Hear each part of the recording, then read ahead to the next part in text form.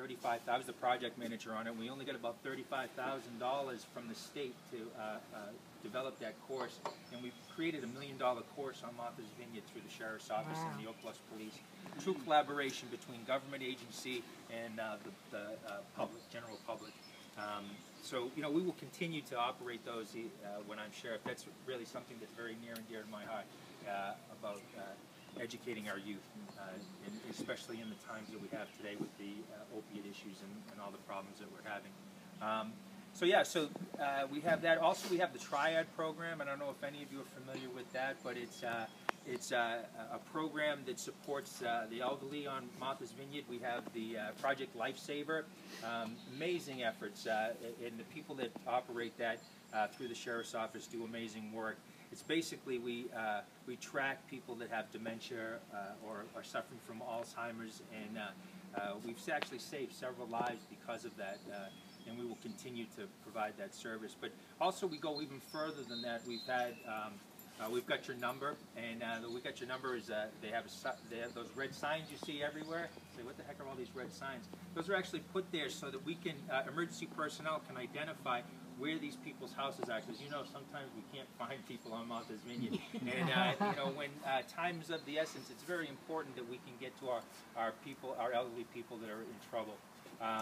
And we also have another one, File of Life, I think it's called, and it's actually a pouch that the elderly person would actually put on their refrigerator that gives all the pertinent information, their medical information, so that when the emergency personnel show up, they're able to, you know, save this person, know what kind of medication they're taking and what they're facing with this person, because sometimes we can't talk to them. So it's a great service and something that I will definitely continue as sheriff. You know, all the amazing things that we do at the Sheriff's Office, I don't think people even understand how much work it is to develop a regional agency and how much it takes to support it. We have a $3.7 million budget that doesn't even close to supporting our personnel and our infrastructure.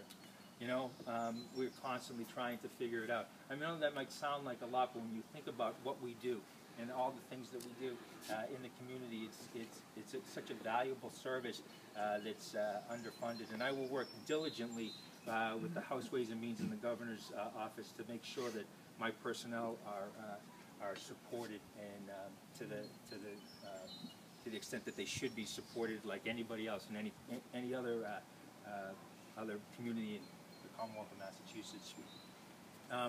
So, you know, we have so many great things happening, and we have so many dynamic things that are progressing, and our collaboration with organizations like Island Line Youth Collaborative and Martha's Vineyard Youth Task Force. We are involved in the community consistently, and that's something that I 100% am behind and will continue to support as your sheriff. So why am I the most viable candidate for sheriff? Those of you who know me know that I bleed brown. You know, I've been a deputy sheriff for 26 years. I wasn't deigned. I've heard before someone said deigned to the position, or you know, ordained, or whatever it would be. I came up through the ranks. I was a correctional officer. I became a supervisor. I became a grant writer for the Sheriff's Office, later on being a policy maker, and I was also director of certain programming and a collaborator throughout the community. I was also president of the Dukes County Deputy Sheriff's Association for over 22 years. And currently I'm actually an administrator for the Sheriff's Office, acting as Special Sheriff Second in Command. I think it's important. You know, people talk, I've heard several times people talking about change, about bringing light to the Sheriff's Office. No matter what the person is in there, I want you to know that the Sheriff's Office, you don't need to shed light on it. We're an open door. We can tell you what we do there. We're not hiding anything.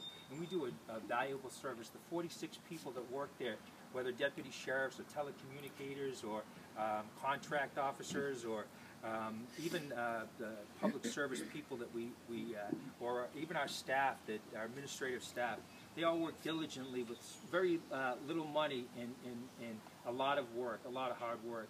Imagine the kind of service that they provide for you day in and night. You know, we got 11 to 7 shifts and 3 to 11s and 7 to 3s, and it's a revolving, and you got families that you got to support. I'm here to make sure that those people are well represented throughout the Commonwealth and on the island of Martha's Vineyard.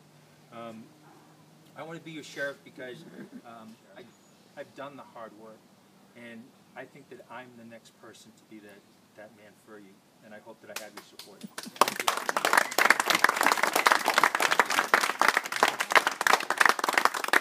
Any questions or comments? Anything anybody want to say? Yes. I'll start off with a question. What if one of us or several of us here had a skill that we think may be a valuable skill to share with some of the inmates?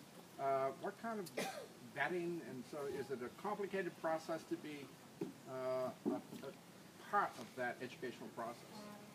Well, we have a specific branch that provides those services, you know, through the educational part of our human services, and I think that I don't believe that it would be too difficult to actually support us. We're looking for people from the community to actually support our offenders and get them prepared.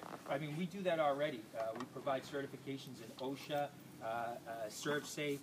We go out to the community and we put people that are in position to get out probably 6 months before their release in a certain level, and if they're not a safety risk or an issue for our community, we would like to have them come out and be educated by our community. You know, the thing about it is that these people are valuable to us. You know, we think that these people are, you know, for years and years you think about corrections and throwaway people. These are people that made a mistake, and they're learning to address them, and they should have the chance to come out and be viable, supportive people for our community. Think about the workforce that we can get just from that group of people.